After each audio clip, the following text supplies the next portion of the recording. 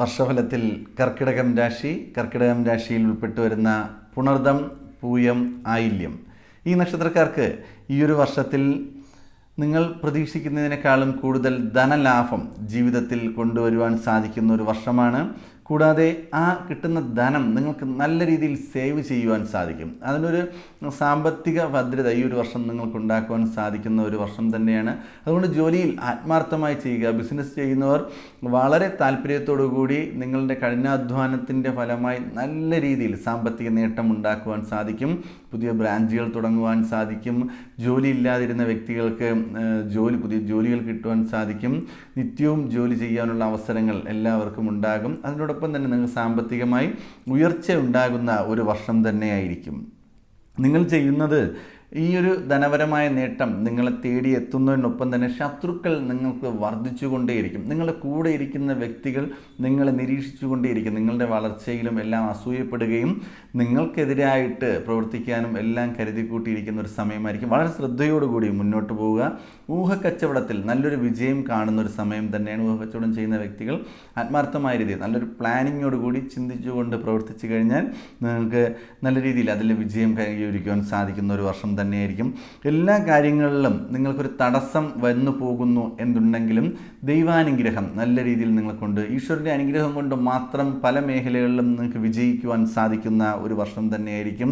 മംഗളകർമ്മങ്ങൾ നടത്തുവാനും അതിന് നേതൃത്വം നൽകുവാനും എല്ലാം ഈ ഒരു വർഷം സാധിക്കും. കുടുംബത്തിനകത്ത് നടക്കുന്ന മംഗളകർമ്മങ്ങൾക്കെല്ലാം നിങ്ങളായിരിക്കും മുന്നിൽ നിന്ന് നടത്തി കൊടുക്കുകയും സാമ്പത്തികമെല്ലാം മുടക്കേണ്ടി വരികയും അങ്ങനെയുള്ളൊരു നല്ല നല്ല കാര്യങ്ങൾ ചെയ്യാനുള്ള സാധ്യതയുണ്ട്.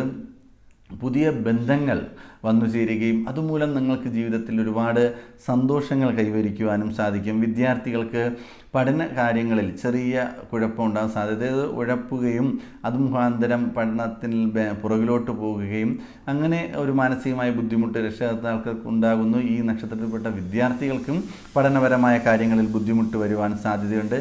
വിവാഹ തടസ്സങ്ങൾ ഉണ്ടാകാൻ ഈ ഒരു വർഷത്തിൽ സാധ്യത വളരെ കൂടുതലാണ്. വിവാഹ സംബന്ധമായ തടസ്സങ്ങൾ ഈ ഒരു കാലഘട്ടത്തിൽ വന്നു ചേരുന്നതായിരിക്കും.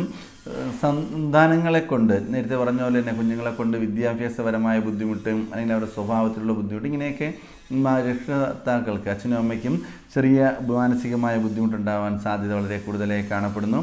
പൊതുരംഗത്ത് പ്രവർത്തിക്കുന്ന വ്യക്തികൾ വളരെ സൂക്ഷിച്ച് കൈകാര്യം ചെയ്യുക. നിങ്ങൾക്ക് പേരുദോഷം കേൾക്കുവാനും നിങ്ങൾ ചെയ്യുന്ന സത്യസന്ധമായ ആത്മാർത്ഥമായ കാര്യങ്ങൾക്ക് അപവാദങ്ങൾ പറയുവാനും അല്ലെങ്കിൽ അതിനെതിരായിട്ട് സംസാരിക്കുവാനും ഒരു കൂട്ടം ജനങ്ങൾ നിങ്ങളുടെ ഒപ്പം തന്നെയുണ്ട്. വളരെ സൂക്ഷിക്കുക. ശത്രുക്കൾ കൂടുതലായി ഉള്ള ഒരു സമയം തന്നെയാണ്. നിങ്ങളുടെ ഒപ്പം തന്നെ ശത്രുക്കൾ കൂടെ തന്നെ ഉണ്ടാകും. വിദേശ യാത്രയ്ക്ക് ശ്രമിക്കുന്നവർക്കും തടസ്സങ്ങൾ വന്നുകൊണ്ടേയിരിക്കും.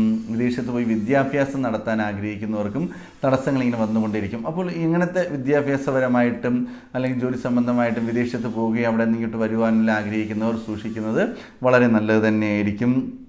എങ്കിലും നിങ്ങൾക്ക് ഏത് മേഖലയിൽ കൈവച്ചാലും ധനപരമായ നേട്ടങ്ങൾ കൈവരിക്കും. അതിനോടൊപ്പം ചെറിയ ചെറിയ ബുദ്ധിമുട്ടുകളുണ്ടായാലും ധനപരമായ ചെറിയ ചെറിയ പ്രശ്നങ്ങളുണ്ടാകും. ആരോഗ്യകാര്യം നല്ല രീതിയിൽ ശ്രദ്ധിക്കുക. ആരോഗ്യപരമായിട്ടുള്ള ബുദ്ധിമുട്ടുകളും ഈ ഒരു സമയത്ത് വരുവാൻ സാധ്യതയുണ്ട്.